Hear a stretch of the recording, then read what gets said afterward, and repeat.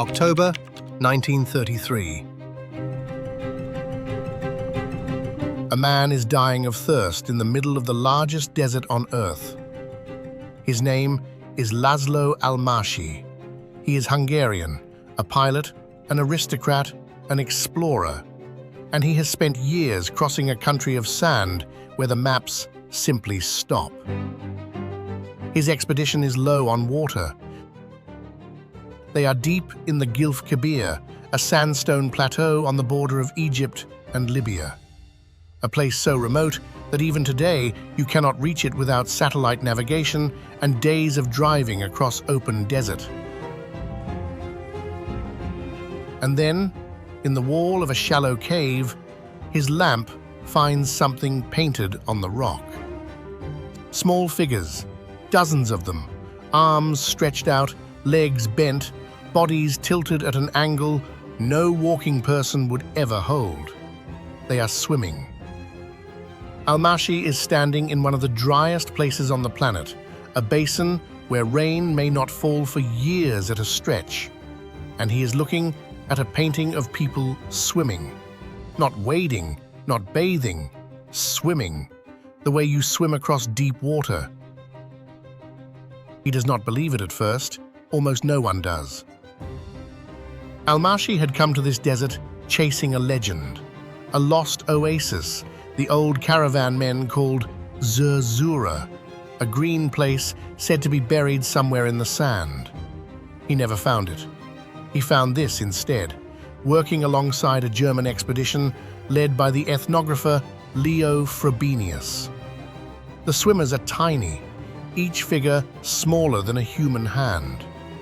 Decades later, they would become famous far beyond archaeology, at the heart of a novel and a film called The English Patient, loosely drawn from Almási's own strange life. But the figures themselves are far older and far stranger than any film.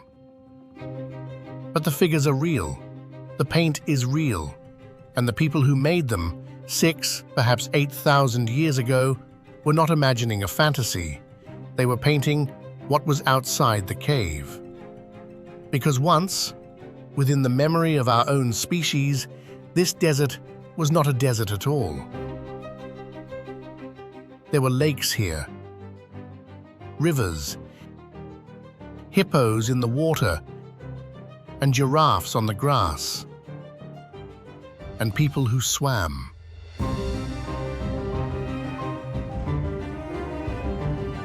How a world like that becomes a world like this, and how quickly, is one of the strangest stories our planet has ever kept.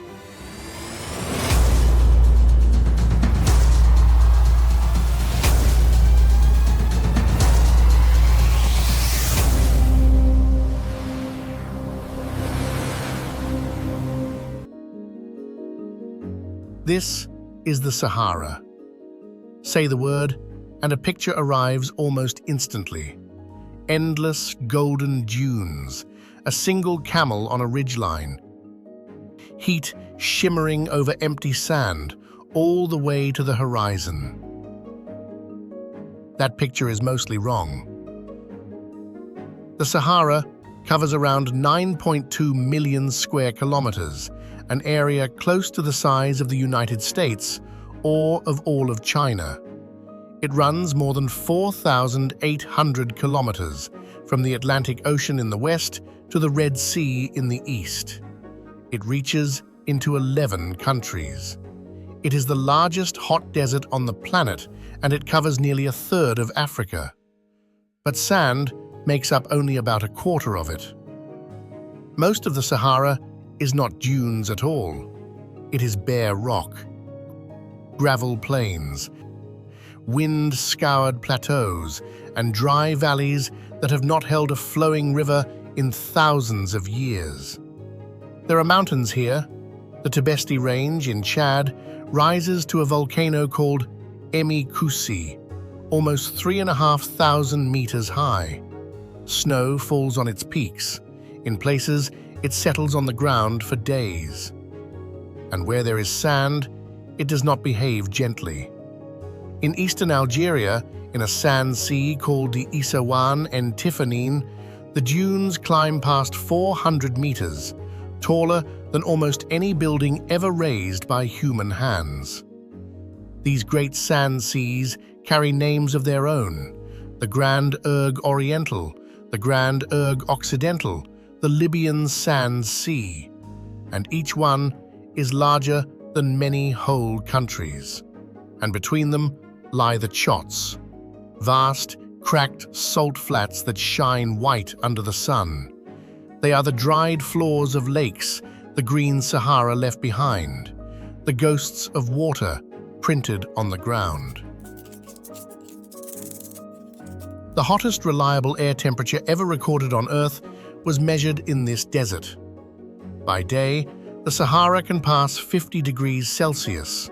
By the same night, in the dry air, it can fall below freezing. And the sand itself is not still. The great dune fields, the ergs, are slow rivers of sand, pushed grain by the wind. A single dune can crawl across the desert by tens of meters in a year, swallowing whatever stands in its path and uncovering it again on the far side decades later.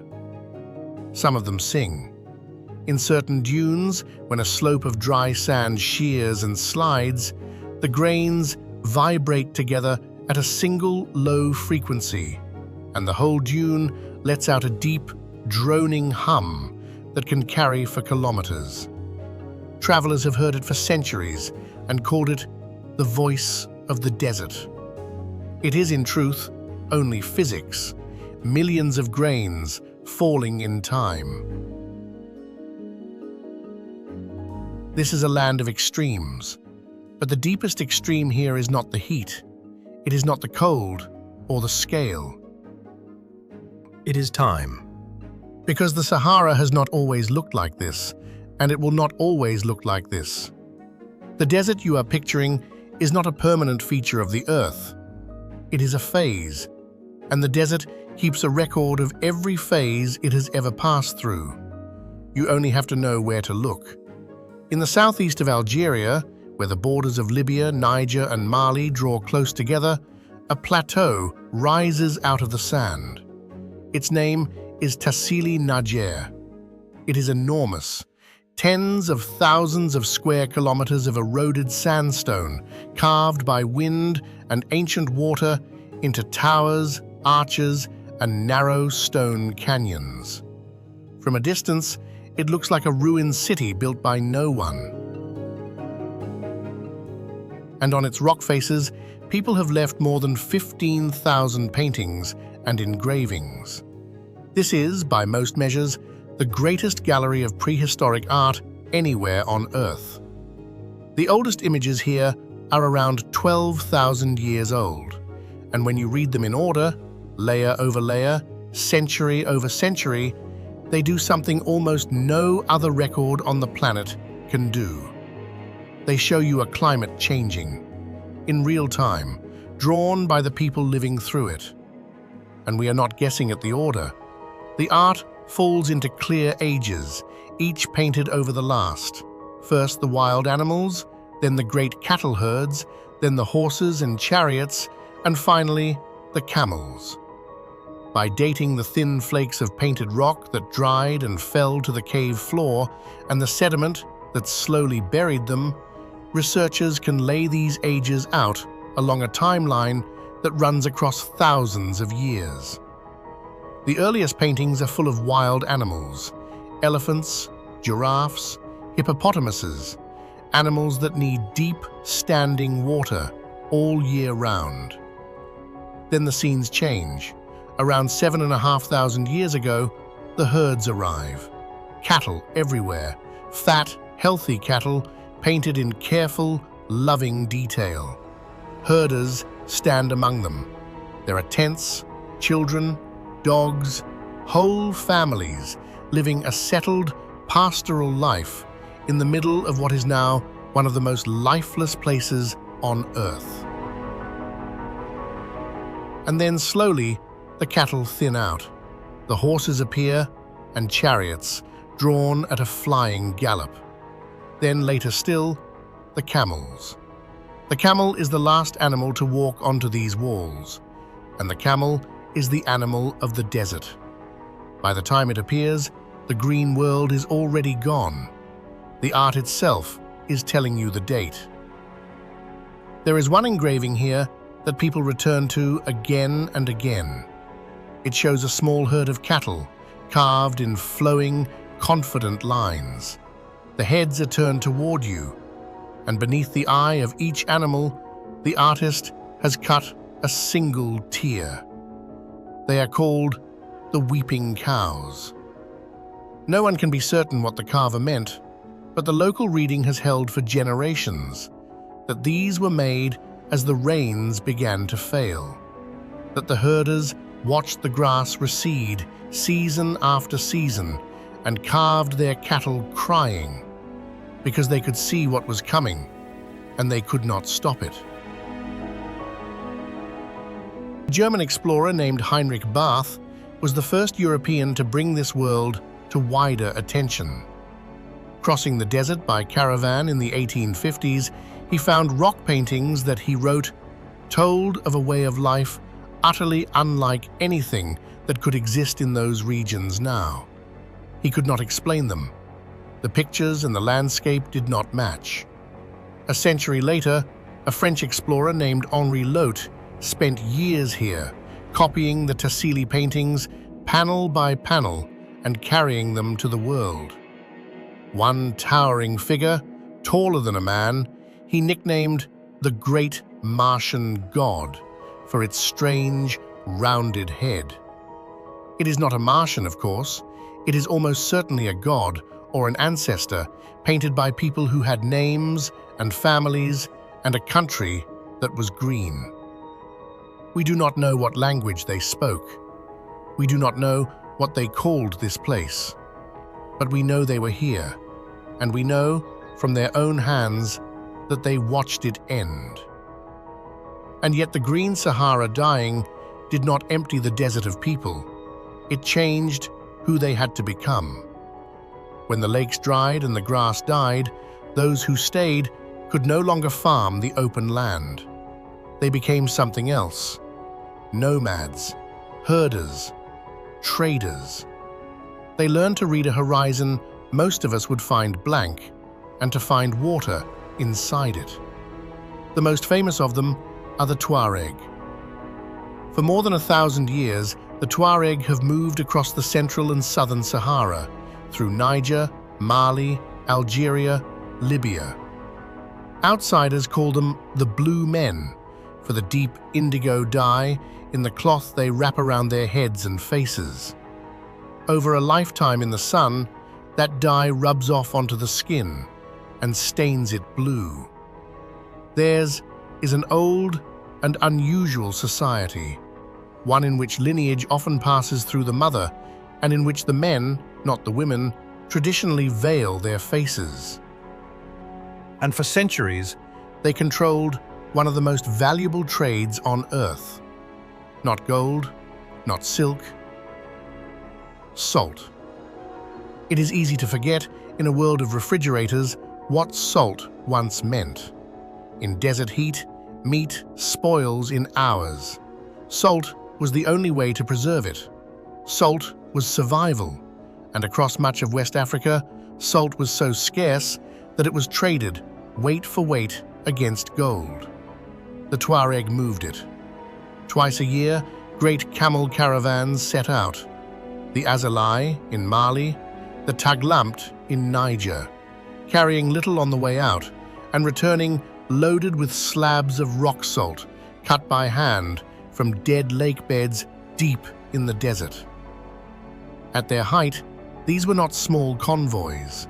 One caravan, on the route from Agadez to the salt pans of Bilma, was recorded as stretching 25 kilometers, 10,000 camels, walking in a single line across the sand. To make these crossings, the Tuareg learned to navigate an ocean with almost no landmarks.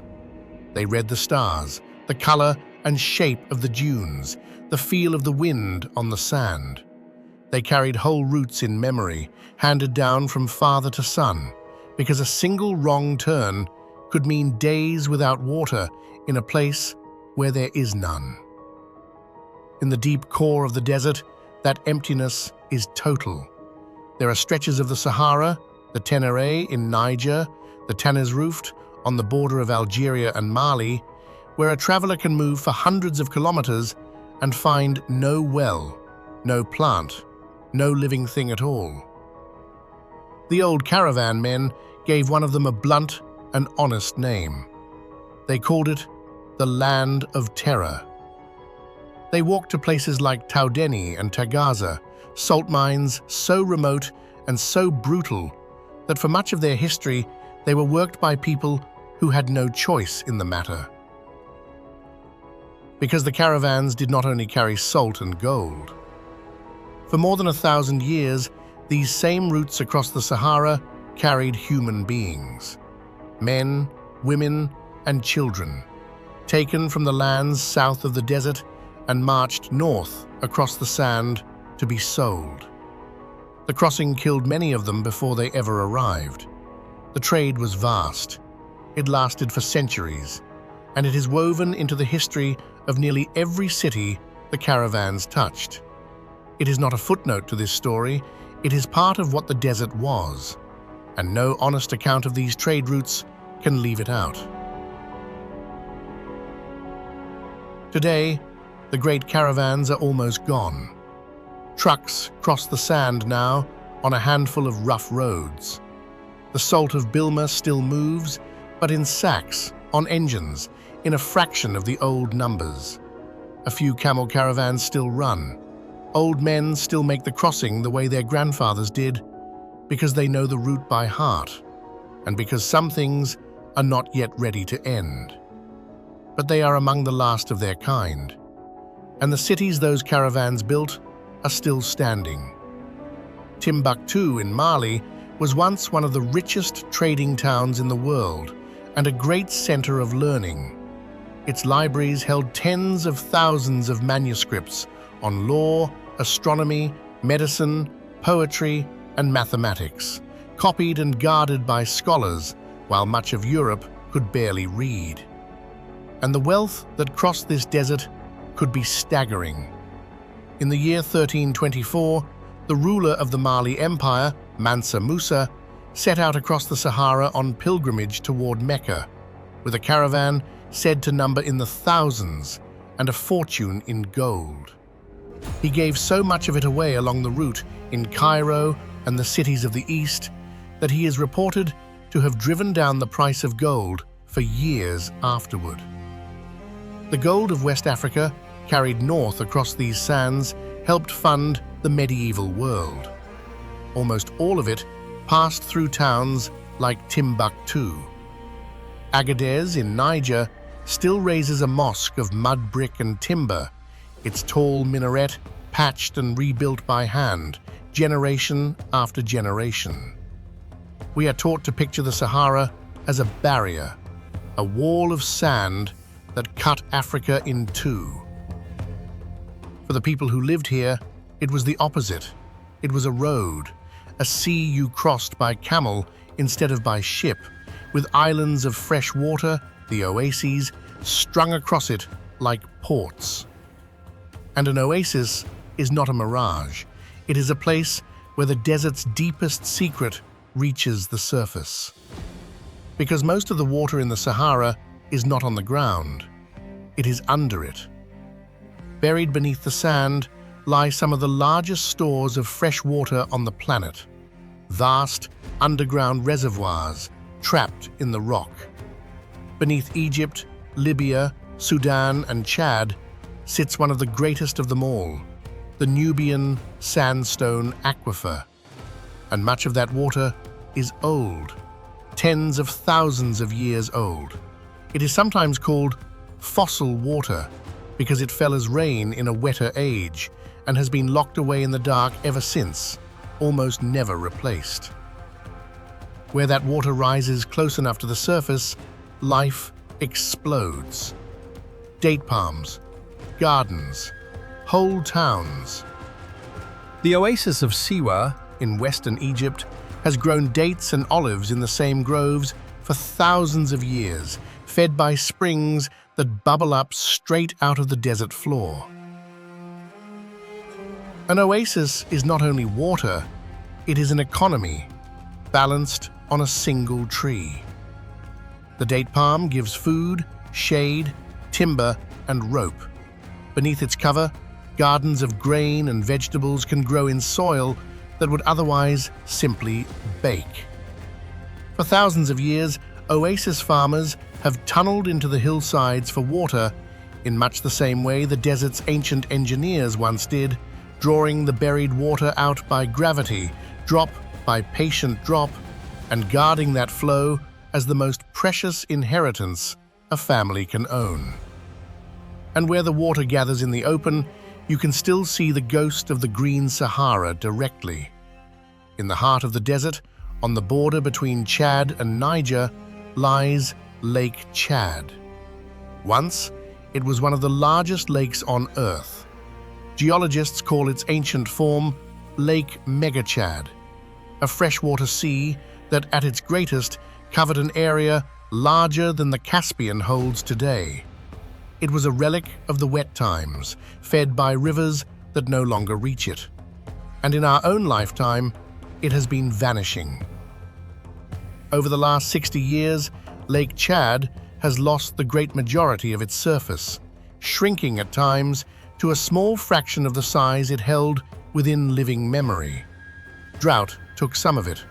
The rising needs of the tens of millions of people who depend on it took the rest. The cause feeds the effect.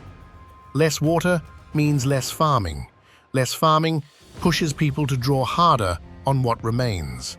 And as the lake pulls back, the desert moves in behind it. It is the death of the green Sahara, replayed in miniature, in our own century. A body of water that outlasted the wet age by thousands of years, thinning now, almost in real time, in front of us. And Lake Chad is not alone.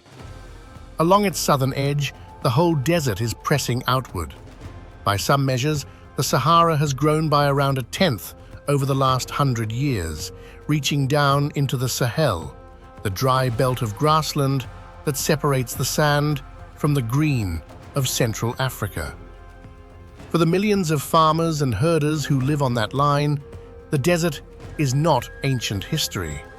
It is a thing that arrives, field by field, well by well, within a single lifetime. But when the green Sahara first died, its people did not all simply vanish. They moved. As the lakes dried and the grass pulled back, the people who had lived across the open desert were squeezed toward the few places where water still ran. Some went south, into the Sahel. Some became the wandering herders whose descendants still cross the sand. And in the east, they were funneled toward a single, impossible river. The Nile does not depend on the desert. It is fed by rains far to the south, in the highlands of East Africa, and it carries that water thousands of kilometers north across the sand without ever drying. A thin, green thread laid clean across the largest desert on Earth. As the Sahara closed in around them, people gathered along its banks in greater and greater numbers. They learned to farm its yearly flood. They built villages, then towns, then kingdoms. And out of that crowding, out of the death of the green Sahara, rose one of the first great civilizations in human history. Ancient Egypt was born, in part, of a desert drying out. The pyramids stand where they do because 5,000 years ago, the land all around them was becoming uninhabitable, and the river was the only place left to go. So how does anything live out here at all? The animals that remained in the Sahara after the water left did not simply endure the heat. They were rebuilt by it. Consider the addax. It is a pale antelope with long, spiraling horns, and it may be the most desert-adapted large animal on Earth. It can go its entire life without ever drinking. It draws the water it needs from the plants it eats and from the dew that gathers on them before dawn. Its coat fades to near white in summer to throw the sun back off its body. Its broad, flat hooves spread its weight across soft sand so it does not sink. And it is nearly gone. Hunting has driven the wild addax down to perhaps a few hundred animals, one of the rarest large mammals left on the continent. Its cousin, the scimitar-horned oryx, fell further still. By the end of the 20th century, it had been declared extinct in the wild. Every last survivor lived behind a fence. But in recent years, herds raised in captivity have been released back into the desert along its southern edge. They have begun to breed. Calves have been born on open ground that had not felt the step of a wild oryx in a generation. An animal that was, by the strict definition of the word, extinct in the wild, is walking the Sahara again. There are others. The fennec fox, the smallest fox on Earth, with ears almost as long as its face, used both to shed heat and to hear insects moving beneath the sand. The Dorcas gazelle, which, like the addax, can live a full life without drinking. The desert-horned viper, buried to its eyes in the dune. The deathstalker scorpion, hunting in the cool of the night. There is even a cheetah here, the Northwest African or Saharan cheetah. Paler and thinner than its cousins on the savanna, it hunts mostly at night, ranges across enormous distances to find prey, and takes much of the water it needs from the blood of what it kills. Fewer than a few hundred are thought to remain. Most people will live their whole lives without ever learning it exists. Overhead, the North African ostrich, the largest bird on the continent, still crosses some of these plains, one of the last of the desert's great runners. And one creature that is not native to this place at all, the camel, the single-humped dromedary, did not evolve in the Sahara. It arrived only around 2,000 years ago, brought across by traders from the east. Its hump does not store water, as the old story goes, it stores fat. But the animal can lose a third of its body's water and keep walking, can close its nostrils against the sand, and can drink 100 liters in minutes when it finally reaches a well.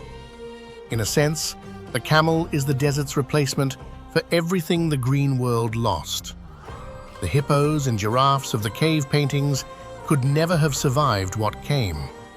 The camel was built for what came after. Now travel north and east into the Fezzan, the desert heart of southern Libya. It is one of the driest, emptiest quarters of the entire Sahara. In some years, no rain falls here at all, and yet 2,000 years ago, a kingdom rose in this sand. They were called the Garamantes, and almost everything about them is improbable. In the middle of the world's largest desert, they built cities, real cities of stone and mud brick, with a capital they named Garama. They had a written script of their own. They raised pyramid tombs. They farmed wheat and barley, dates and grapes. At their height, tens of thousands of people lived across their valley, and they fielded armies of chariots and cavalry and raided the coast of the Roman Empire itself. They were also the great middlemen of the early desert. Goods moved through their hands in both directions: salt, carved stone, and gemstones. Roman wine, oil, and glass carried south. Gold, ivory, and enslaved people carried north out of the lands beyond the sand. The Garamantes did not merely survive in the Sahara. For a time, they controlled it. The Greek historian Herodotus wrote of them centuries before Rome's peak, describing a great desert nation that herded cattle and hunted from 4-horse chariots. For a long time, scholars assumed he was exaggerating, that the Garamantes were little more than desert raiders. Modern archaeology has proven him closer to right than anyone expected. 21 BC. A Roman general named Cornelius Balbus marches an army deep into the desert and storms Garama to teach this troublesome desert kingdom a lesson. It does not take. The Garamantes outlast the expedition. They remain a power on Rome's southern frontier for centuries, trading, raiding, and enduring in a place the Roman legions could barely reach. But here is the question that matters. Here is the impossible part. How do you feed cities and armies in a desert where it does not rain? The answer was buried underground, and it connects directly back to the green Sahara. The Garamantes had found the fossil water. Beneath the Fazan lay an aquifer, water that had soaked into the rock during the wet age, thousands of years before, and had simply never drained away. The Garamantes learned how to reach it. They dug tunnels, not wells, but long, gently sloping underground channels called fogaras, cut by hand into the hillsides, running for kilometers, tapping the buried water table and carrying the water by gravity underground, all the way to their fields. By current estimates, they dug something on the order of 750 of these channels. Laid end to end, the network ran for hundreds of kilometers. Keeping the water underground for almost its entire journey meant the sun could never steal it. It is one of the great engineering achievements of the ancient world, and almost no one has ever heard of it. For the better part of 1,000 years, it worked. And then it didn't. The water they were drinking was a savings account, not an income. It had been deposited during the green Sahara, and it was not being refilled. Every channel they cut, every field they watered, drew the level down a little further. And so the water table fell, slowly at first, then past the reach of the tunnels. They dug deeper. They cut longer channels, chasing the falling water back into the rock. You can read it in the archaeology, the deepening, desperate effort to follow a thing that was draining away beneath their feet. There was no war that ended the Garamantes, no final battle, no eruption, no plague that we know of. They simply ran out of the green Sahara's water, and once it was gone, the cities in the sand could not be fed.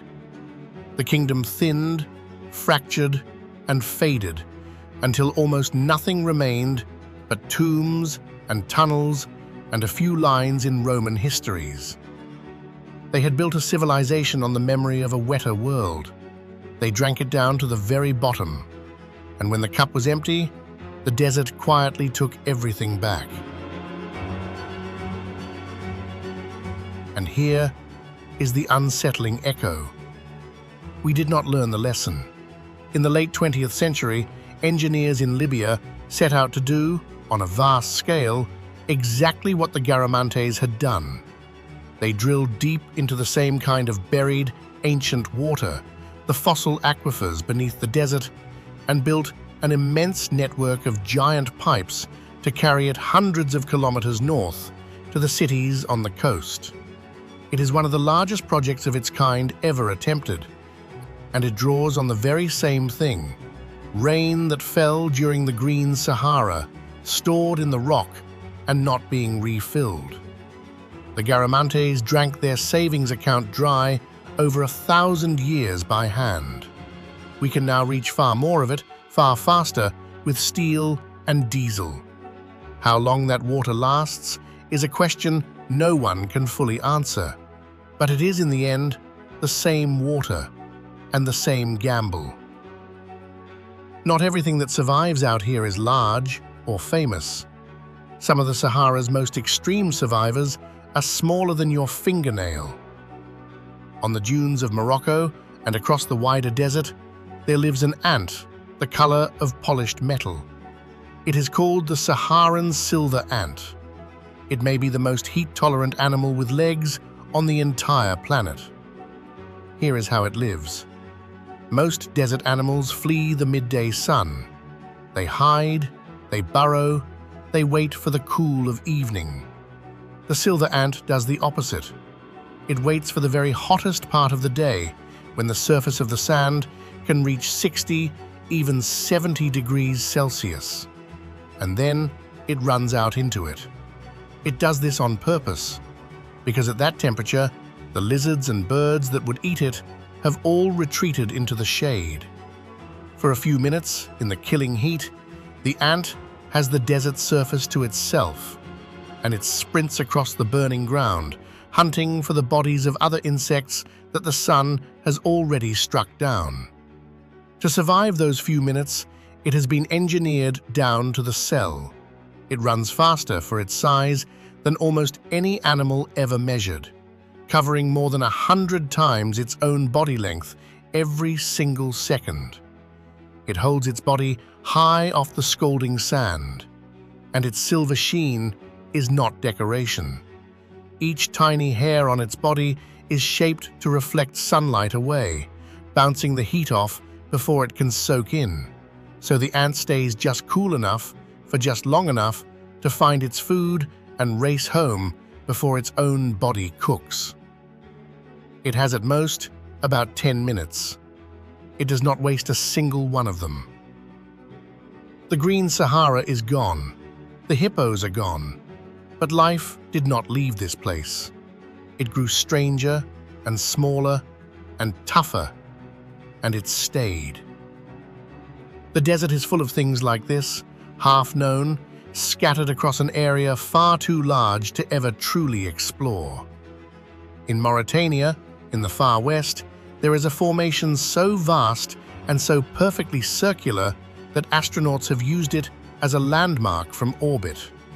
They call it the Eye of the Sahara, a bullseye of concentric stone rings, almost 50 kilometers across, that is not a crater at all, but the worn-down stump of an ancient dome of rock. In Niger, on a bare slab of stone, 2 giraffes stand carved into the surface, life-sized, exquisite, the largest known rock engraving of any animal anywhere on Earth. They were cut perhaps 8,000 years ago, when giraffes still grazed here, by an artist whose name will never be known. And there is one page of that record that is almost unbearably small. For decades, In the open emptiness of the Tenere, there stood a single acacia, one tree alone, the only tree for more than 400 kilometers in any direction. It was the last survivor of a forest that had grown here when the desert was younger and wetter, its roots reaching down dozens of meters to the buried water. Caravans used it as a landmark for generations. It was, by many accounts, the most isolated tree on Earth. In 1973, it was struck and killed by a passing truck. In all that emptiness, a single vehicle had found the one living thing and ended it. Every one of these is a page in the same record. The desert wrote it all down, in stone, in bone, in the chemistry of the sand. And then it waited. The question is, what that record actually says. Not just that the Sahara was green, but why it was green, how it died, and whether it will ever happen again. For that, we have to leave the ruins and the art and travel to one last place, where the green Sahara has not entirely died at all. In the northeast of Chad, in one of the most arid corners of the face of the earth, a place that receives, on average, just a few millimeters of rain a year, there are lakes. Not one, more than a dozen of them. Deep blue water, ringed by reeds and date palms, sitting in the open desert beneath a sky that almost never gives them rain. They are called the Lakes of Unianga, and they should not exist. By every rule of the climate around them, they should have boiled away into the sky thousands of years ago.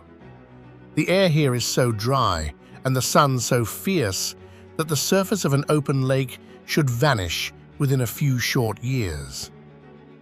But they are still here, and the reason why is the whole of this story, written in water. These lakes are the last survivors of the Green Sahara. When the wet age ended, almost every lake in the desert dried and died, the way Megachad is dying now.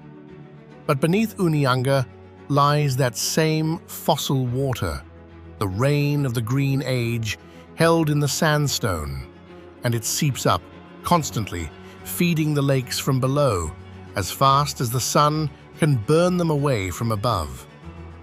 In one of the lakes, the balance is so fine that a thick mat of floating vegetation grows across much of the surface, shading the water, slowing the evaporation, helping the lake to shield itself. It is a relic, holding on by a margin almost too narrow to believe. And these lakes do more than survive. They remember. In the still water of Unyanga, fine layers of mud have been settling on the lake bed, season after season, for thousands of years. Scientists have drilled down into that mud and pulled up a core, a long column of layered sediment that works like the rings of a tree. Read from the bottom up, it records the pollen, the dust, the chemistry of every passing century. And what it shows is the death of the Green Sahara, written in slow motion, in a single place, without a gap. The wet years, the first dry spells, the grasses giving way to desert plants, and then to bare dust. A whole world ending, layer by layer, recorded by the very water that outlived it. The lake did not just survive the Green Sahara, it kept its diary. Stand at the edge of Unyanga, and you are not looking at a painting of the Green Sahara. You are not looking at a ruin of it. You are looking at the actual water, the actual age, still here, still blue, 10,000 years after the world that made it ended. So how did that world end? And why? This is where the science becomes almost unsettling in how simple it is. The Green Sahara was not a one-off event.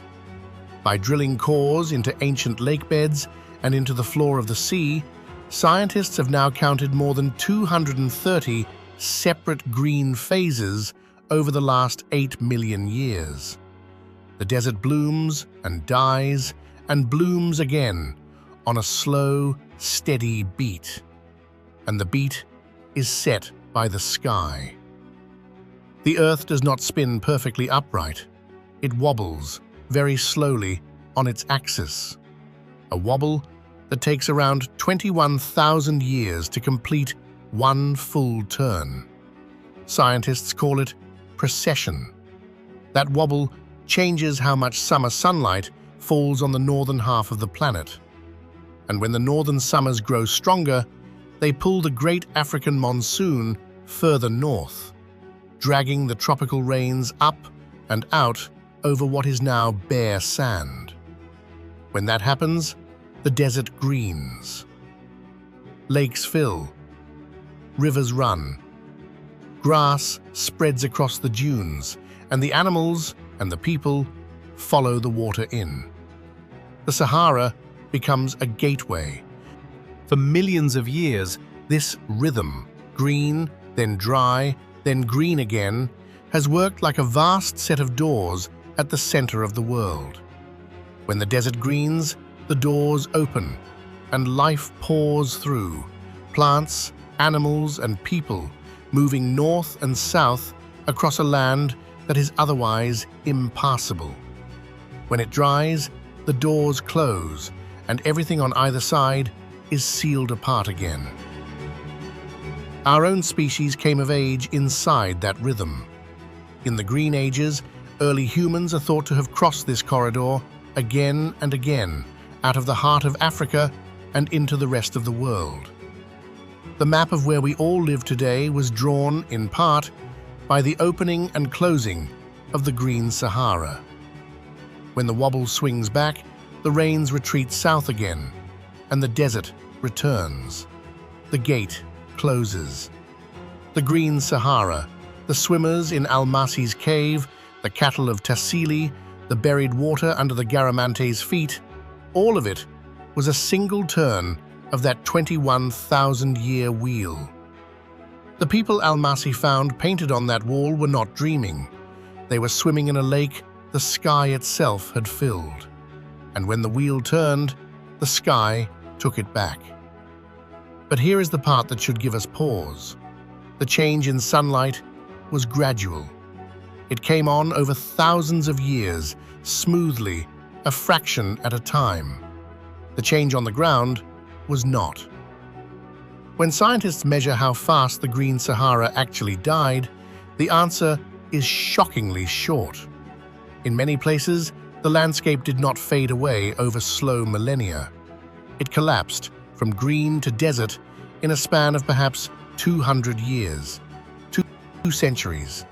Within a few long human lifetimes, a world of grass became a world of sand. A slow push on the system, a sudden fall. Scientists believe the land itself did this. As the rains weakened and the first grass died, it exposed bare, pale sand. Pale sand reflects more sunlight back into the sky than dark vegetation does, and that cooled the ground just enough to weaken the monsoon further, which killed more grass, which exposed more sand. Once it began, the desert helped to finish itself. A tipping point, crossed, and then a fall that could not be stopped. And there is one more idea, still debated, that is harder to sit with.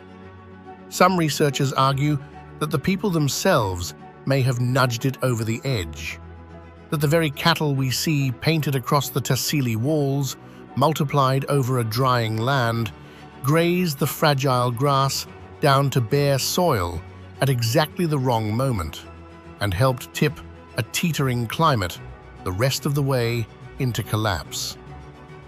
We may never know how large a part they played, but if it is true, then the herders who carved their cattle weeping were watching a world they loved and perhaps, without knowing it, had helped to end.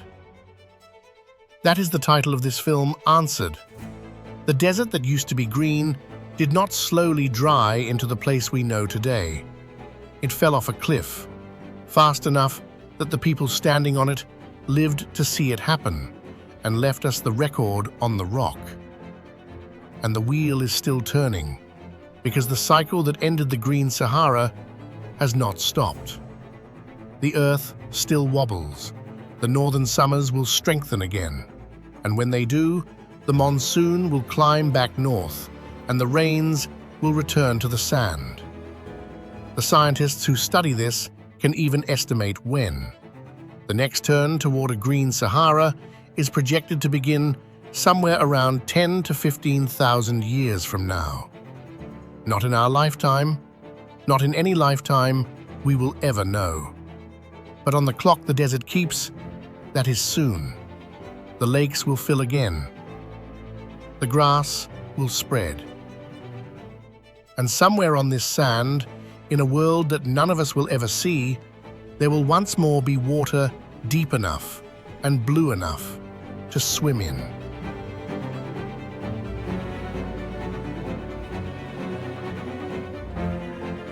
Even now, dead, the Green Sahara is not finished giving. Every year, the wind lifts hundreds of millions of tons of Saharan dust into the sky and carries it clear across the Atlantic Ocean. Much of it falls on the Amazon rainforest, and that dust is rich in the very minerals the rainforest needs to grow. The bed of an ancient Saharan lake, dried to fine powder, drifts halfway around the world and feeds the largest living forest on Earth. The greenest place on the planet is nourished, in part, by the dust of a green world that died. One Sahara feeds another, across an ocean and across 10,000 years. And we are no longer only waiting for it. Along the desert's southern edge, across the Sahel, 11 nations have begun to plant a line of trees and grassland, a green wall, meant one day to run some 8,000 kilometers from the Atlantic to the Red Sea. The goal is to restore 100 million hectares of worn-out land by the end of this decade and to push the desert back from the towns at its border. It is slow. It is unfinished. Much of it has struggled and some of it has failed. But it is the first time in the long history of this place that human beings have tried deliberately to turn the desert green again, instead of simply living through the turning of the wheel. And people do still live here, not in the numbers who once filled the green Sahara, but real and present all the same. Across the desert itself, beyond the great river valleys, perhaps 2.5 million people make their homes, in the oasis towns, along the old caravan roads, in cities that have stood for 1,000 years on the strength of a single spring. They raise dates and goats, they trade, they read the dunes and the wells and the sky the way their grandparents taught them. For them, the long climate cycle is not an abstraction. The desert that is slowly widening is widening into their fields. The wells that run a little lower each decade are their wells. They are living, right now, on the same narrow edge between water and sand that every generation here has lived on, since the swimmers, since the herders of Tassili, since the Garamantes counted the falling level in their tunnels. We call it a desert. We say the word as though it were a fact, as though the Sahara were a fixed and permanent thing, the way the ocean is, or the sky. It isn't. The Sahara is not so much a place as a moment, a long pause between two green worlds. We were simply born inside the pause, and so we mistake it for the whole story. Almazi, dying of thirst, found people swimming. The herders of Tassili carved their cattle crying. The Garamantes drank a buried ocean down to the final drop. Each of them met the same desert we know, and each of them was touching a different turn of the same slow wheel. The sand remembers all of it. The lakes of Unianga still hold the water of a vanished age. The paintings still hang on the walls. The fossil rivers still run deep underground, in the dark, waiting. And the rains will come back. Not for us, but they will come. Perhaps that is the strangest comfort the largest desert on Earth has to offer. That nothing here is permanent, not even the emptiness. That the same forces which turned a green paradise to dust will in their own time turn the dust back into water. The Sahara is not the end of a green world. It is the space between two of them. Thank you for spending this time in the desert with us. If you'd like to keep exploring the most extraordinary places on Earth, subscribe and stay a while. Until the next journey.